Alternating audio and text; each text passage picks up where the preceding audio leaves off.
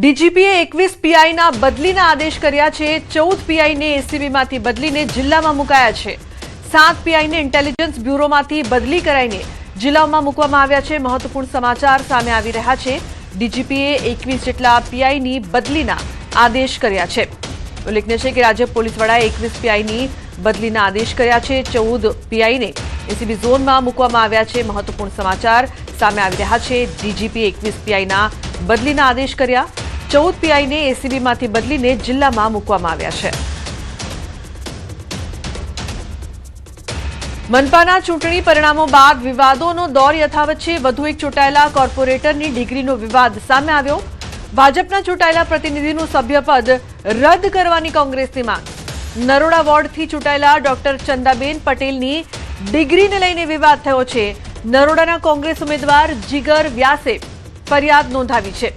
ડોક્ટરની પદવી ખોટી હોવાનો કોંગ્રેસે આક્ષેપ લગાવ્યો છે। આ સમગ્ર મામલે કોંગ્રેસના પ્રવક્તા હેમાંગ રાવલનું નિવેદન સામે આવ્યું છે। ચૂંટણી દરમિયાન પોતાના એફિડેવિટમાં ખોટી માહિતી આપી।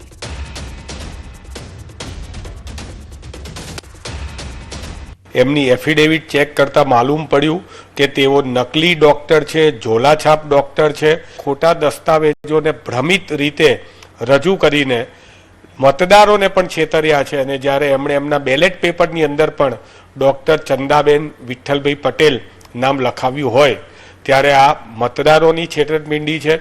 એની સામે ફરિયાદ નોંધાવી જોઈએ અને આ બહેન જે ચૂંટાયા છે એમનું સભ્યપદ છે એને પણ રદ કરવાની અમે માગણી કરી રહ્યા છીએ। જૂનાગઢના બાટવા નગરપાલિકાના પ્રમુખ ઉપર જીવલેણ હુમલો થયો છે। નગરપાલિકા પ્રમુખ સુનિલ જેઠવાણીને પાઇપ વડે મરાયો છે માર। જાહેર રસ્તા ઉપર પાઇપ વડે ઢોર માર મારવામાં આવ્યો છે તો અસામાજિક તત્વો હુમલો કરીને નાસી છૂટ્યા। ભાજપના નગરપાલિકાના પ્રમુખ જ સલામત નથી, હુમલા પાછળનું કારણ અકબંધ છે તો ફરિયાદ નોંધાયા બાદ હકીકત સામે આવશે।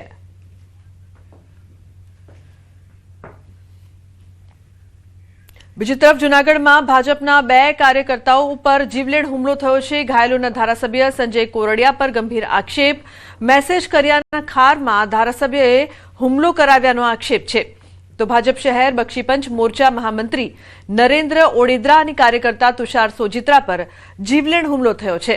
નરસિંહ મહેતા સરોવર પાસે બાઇક પર આવેલા 3 શખ્સોએ હુમલો કર્યાનો આક્ષેપ છે। 3 શખ્સોએ પાઇપ અને ધોકા વડે માર માર્યાનો આક્ષેપ છે। ધારાસભ્ય વિરુદ્ધ તુષાર સોજિત્રા અને નરેન્દ્ર ઓડેદરાએ સોશિયલ મીડિયા ગ્રુપમાં મેસેજ પણ કર્યા હતા। સોશિયલ મીડિયામાં કરવામાં આવેલી કોમેન્ટને લઈને હુમલો કરાયો। મેં એમના વિશે લખ્યું હતું કે હું બંગાળ એના ભેગો ગયો હતો અને એમણે બંગાળ આવી રીતે મારી ઉપર કર્યું હતું એટલે એનો મેં ગ્રુપની અંદર મેસેજ નાખ્યો હતો અને આ વાતની જાણ મેં રત્નાકરજીને કરી અને રત્નાકરજીને મેં મેસેજ નાખ્યો હતો। એ મેસેજનું એને મનદુખ રાખીને એ 2 જણાએ અમારી ઉપર હુમલો કરાવ્યો છે। બંગાળની ચૂંટણીમાં જૂનાગઢના માનનીય ધારાસભ્ય શ્રી સંજયભાઈ કોરડિયાની આગેવાનીમાં 20 સભ્યોની ટીમ ગઈ હતી અને બંગાળનું જે રીતે કુખ્યાત છે એ પ્રમાણે જૂનાગઢના સભ્યો ઉપર ત્યાંની પોલીસ કર્મીઓ દ્વારા કોઈક રીતે હેરાન કરવાનો પ્રયત્ન થયો હતો ત્યારે સંજયભાઈ આ કાર્યકરોને છોડી અને ભાગી ગયા હતા। સંજયભાઈએ કાર્યકરોના ફોન ઉપાડવાના બંધ કર્યા હતા। આ બધી માહિતી કાર્યકરો દ્વારા જ્યારે મને મળી। સુરતમાં આર્થિક લેવડ દેવડમાં આધેડે કર્યો છે હુમલો। મોટા વરાછા વિસ્તારમાં આર્થિક લેવડ દેવડમાં હુમલો। રૂપિયા આપી દેવાનું કહેતા આધેડ રોષે ભરાયા હતા। જાહેર રસ્તા પર યુવકને લાફા ઝીક્યા। એક બાદ એક 5 લાફા ઝીકી દીધા। ધારદાર હથિયાર વડે હુમલો કરવાનો પ્રયાસ કરવામાં આવ્યો છે તો રૂપિયાની સગવડ ન હોવાનું કહેતા મામલો બિચક્યો હતો। ઉત્તરાયણ પોલીસે વિડીયોના આધારે વધુ તપાસ આરંભી છે। ઉત્તર પ્રદેશમાં મારામારીનો એક વિડીયો વાયરલ થયો છે। સામાન્ય ઈ-રિક્ષા પાર્ક કરવા જેવી બાબતે 2 જૂથ વચ્ચે જાહેર રોડ પર મારામારી થઈ હતી। આ ઘટના બાદ વિસ્તારમાં વાતાવરણ તંગ બન્યું હતું। બંને પક્ષના સભ્યો એકબીજા પર લાકડીઓ, લાતો અને મુક્કાઓથી હુમલો કરતા જોવા મળ્યા। આ ઘટનામાં ઘણા લોકો ઘાયલ થયા છે। ફરિયાદ બાદ પોલીસે તપાસ શરૂ કરી છે। આંકલાવના ઉમેટા ચોકડી હુમલાના કેસમાં મોટો ખુલાસો થયો છે। એપીએમસી બોરસદના ચેરમેન અશોક મહિડા પર 7 અજાણ્યા હુમલાખોરોએ હુમલો કરીને ફોન લૂંટી લીધો। ઘટનાને પગલે આંકલાવ પોલીસ સ્ટેશનમાં ગુનો નોંધાયો છે અને તપાસ આણંદ એલસીબીને સોંપવામાં આવી છે. એલસીબીએ સીસીટીવી ફૂટેજના આધારે 3 આરોપીઓને ઝડપી પાડ્યા છે. કોર્ટમાં રજૂ કરતા 1 દિવસના રિમાન્ડ મંજૂર થયા છે અને ઘટના સ્થળે રિકન્સ્ટ્રક્શન પણ કરવામાં આવ્યું છે. હજુ 4 આરોપીઓ ફરાર છે અને તેમની શોધખોળ ચાલુ છે. તો સુરેન્દ્રનગરમાં રાજકોટ રેન્જ આઈજીની ટીમે ચોટીલા પાસેથી કારમાં વિદેશી દારૂની હેરાફેરી કરતા પતિ, પત્ની અને પુત્રને ઝડપી પાડ્યા છે. આરોપીઓ પોલીસને ચકમો આપવા માટે પરિવાર સાથે કારમાં દારૂની હેરફેર કરતા હતા. આ તપાસ દરમિયાન કારની નીચે ખાસ ચોરખાનું બનાવવામાં આવ્યું હોવાનું બહાર આવ્યું, જેમાં વિદેશી દારૂનો જથ્થો છુપાવવામાં આવ્યો. દારૂ છુપાવવા માટે બનાવાયેલા આ ખાસ ચોરખાનું જોઈને પોલીસ પણ ચોંકી ઉઠી હતી.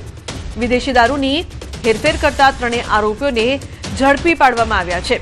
પોલીસે 211 બોટલ વિદેશી દારૂ, કાર સહિત કુલ 3 લાખથી વધુનો મુદ્દામાલ કબજે કર્યો છે. તો કારની નીચે બનાવાયું હતું ખાસ ચોરખાનું. પોલીસ હવે આ મામલે તપાસ કરી રહી છે. પોલીસે પતિ, પત્ની અને પુત્રને ઝડપી પાડ્યા. અરવલ્લીના ભિલોડામાં કરિયાણાની દુકાનમાં ચોરીની ઘટના બની છે. ગંભીરપુરા રોડ પર આવેલી દુકાનમાં તસ્કરોએ ચોરી કરી. ચામુંડા કિરાણાની દુકાનનું શટર તોડીને તસ્કરોએ ચોરી કરી હતી. 3 તસ્કરો સીસીટીવી કેમેરામાં કેદ થયા છે. તો રાત્રિ દરમિયાન પોલીસ પેટ્રોલિંગ વધારવાની માંગ કરવામાં આવી છે. કરિયાણાની દુકાનમાં તસ્કરોએ હાથ સાફ કર્યો. ચોરીનો બનાવ સીસીટીવીમાં કેદ થયો છે. ઉલ્લેખનીય છે કે આ સમગ્ર ઘટના બાદ લોકો ડરી ગયા છે. કરિયાણાની દુકાનમાં તસ્કરોએ હાથફેરો કર્યો હતો. અવારનવાર તસ્કરોનો આતંક આ વિસ્તારમાં જોવા મળી રહ્યો છે. બનાસકાંઠાના અંબાજી ગબ્બર માર્ગ પર લૂંટના ઈરાદે અસામાજિક તત્વો દ્વારા યાત્રિકોની ગાડીઓ પર પથ્થરમારાની ઘટના સામે આવી છે. 14 પૂનમ ભરવા આવેલા અમદાવાદના શ્રદ્ધાળુઓની 3 કારને નિશાન બનાવવામાં આવતા ભક્તોમાં ભયનો માહોલ સર્જાયો હતો. શ્રદ્ધાળુ સમીર શાહે ઘટનાનો વિડીયો વાયરલ કરીને તંત્ર સામે સુરક્ષાને લઈને ગંભીર સવાલો ઉઠાવ્યા છે. નોંધનીય છે કે અગાઉ ફાગણ સુદ 14 પણ હળાદ માર્ગે યાત્રિકો પર પથ્થરમારાની ઘટના બની હતી. હવે અંબાજીથી પાંસા માર્ગ પર ફરી આવી ઘટના બનતા ભક્તોમાં ભારે રોષ ફેલાયો છે. વારંવાર બનતી આવી ઘટનાઓને પગલે યાત્રિકોએ પોલીસ પેટ્રોલિંગ વધારીને અસામાજિક તત્વો સામે કડક કાર્યવાહીની માંગ કરી છે. વૈશાખ સુદ 14 અંબાજીથી પાંસા રોડ ઉપર બી અમારા મિત્રોની ગાડીઓ ઉપર પથ્થરમારાથી તોડફોડ કરેલી અસામાજિક તત્વોને રોકવા પોલીસે કાયદેસર કાર્યવાહી કરવી જોઈએ અને આવી બીજી વાર કોઈ પણ ગાડીને નુકસાન થાય નહીં તેનું ખાસ ધ્યાન રાખવું જોઈએ. દાહોદના ઝાલોદ નગરમાં થઈ 4 લાખથી વધુની ચોરી. ઝાલોદ નગરના સર્વોદય સોસાયટીમાં બંધ મકાનમાં ચોરી થઈ. બંધ મકાનમાં કુલ 4,42,853 રૂપિયાના મુદ્દામાલની ચોરી કરીને ચોરો ફરાર થયા છે. તેમજ ઝાલોદ નગરમાંથી એક બાઇકની પણ ચોરી થઈ છે. બાઇક ચોરીની ઘટના સીસીટીવીમાં કેદ થઈ છે. બનાવ અંગે પોલીસ દ્વારા ચોરોને પકડવા માટે ચક્રો ગતિમાન કર્યા છે. તો સર્વોદય સોસાયટીમાં બંધ મકાનમાં ચોરીની ઘટના સામે આવી છે. આ મામલે પોલીસ દ્વારા વધુ તપાસ કરવામાં આવી રહી છે. તો લાખોની ચોરી કરીને ચોરો ફરાર થયા છે. બાઇક ચોરીની ઘટના સીસીટીવીમાં કેદ. એક તરફ બાઇકની ચોરી કરતા ચોર છે તે સીસીટીવીમાં કેદ થયા, તો બીજી તરફ એક ઘરને નિશાન બનાવીને 4 લાખથી વધુની ચોરીને અંજામ આપ્યો છે. અમદાવાદના બોપલ વિસ્તારમાં બ્રાન્ડેડ શૂઝના ડુપ્લિકેટ વેચાણ મામલે પોલીસ દ્વારા દરોડો પાડવામાં આવ્યો છે. સાઉથ બોપલમાં આવેલી એલિગન્સ એમ્પ્લોઈઝ નામની દુકાનમાં કરાયેલી તપાસ દરમિયાન જાણીતી કંપનીઓના નકલી શૂઝ અને સ્લીપરનો જથ્થો મળી આવ્યો હતો. પોલીસ તપાસમાં કુલ 169 જોડી ડુપ્લિકેટ શૂઝ જપ્ત કરવામાં આવ્યા, જેની અંદાજિત બજારમાં 1,69,000 રૂપિયા જેટલી કિંમત છે. સમગ્ર મામલે દુકાનના માલિકની અટકાયત કરવામાં આવી છે. પોલીસે દુકાન માલિક સામે ગુનો નોંધીને વધુ તપાસ હાથ ધરી છે. સુરતના માંગરોળના પાલોદ ગામે ગરમીના કારણે ધાબા પર સૂવા ગયેલા એક યુવકનું દુર્ભાગ્યપૂર્ણ મોત નીપજ્યું છે. કિમ 4 રસ્તા નજીક આવેલી ફિરદોસ શોપિંગ સેન્ટરમાં રહેતો સતીશ વસાવા રાત્રે પોતાના પિતરાઈ ભાઈ સાથે ધાબા પર સૂવા ગયો હતો. ઊંઘ દરમિયાન તે અચાનક બીજા માળેથી નીચે પટકાતા ગંભીર રીતે ઇજાગ્રસ્ત થયો. તેને તાત્કાલિક સારવાર માટે કામરેજ ખસેડવામાં આવ્યો, જ્યાં સારવાર દરમિયાન તેનું મોત થયું છે. સમગ્ર ઘટના સીસીટીવીમાં કેદ પણ થઈ છે.